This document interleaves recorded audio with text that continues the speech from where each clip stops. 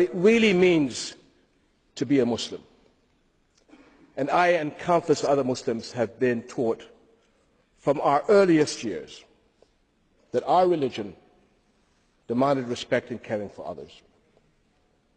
The Prophet Muhammad, peace and blessings be upon him, said, "None of you has faith until you love for your neighbor what you love for yourself." This is what it means to be a Muslim. Among the very names of God we hear the compassionate, the all-merciful. All my life, every day, I have heard and used the greetings, Assalamu alaikum. I wish for the other to be blessed with peace.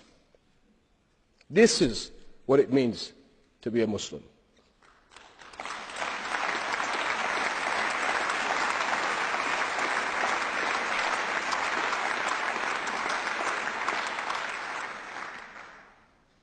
More than 1,000 years ago, before the Geneva Conventions,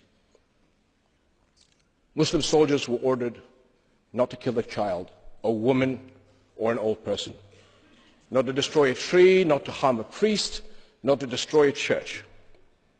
These are the same values of Islam we were taught in school as children: not to destroy or desecrate a place where God is worshipped, not a mosque, not a church, not a synagogue. This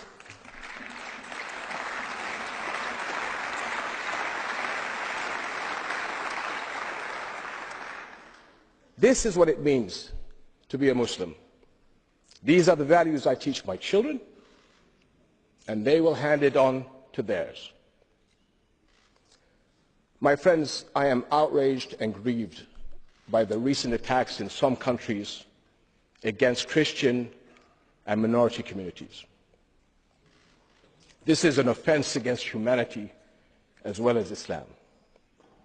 Arab Christians are an integral part of our region's past, present, and future.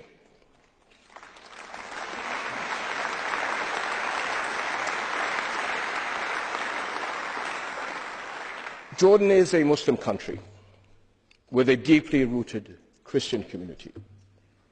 Together, the Jordanian people make up an indivisible society, friends and partners in building our country.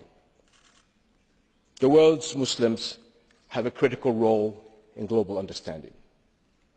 Our faith, like yours, commands mercy, peace, and tolerance. It upholds, as yours does, the equal human dignity of every person, men and women, neighbors and strangers. Now, those outlaws of Islam who deny these truths are vastly outnumbered by the ocean of believers, 1.6 billion Muslims worldwide. In fact, these terrorists have made the world's Muslims their greatest target. We will not allow them to hijack our faith. Thank you very much.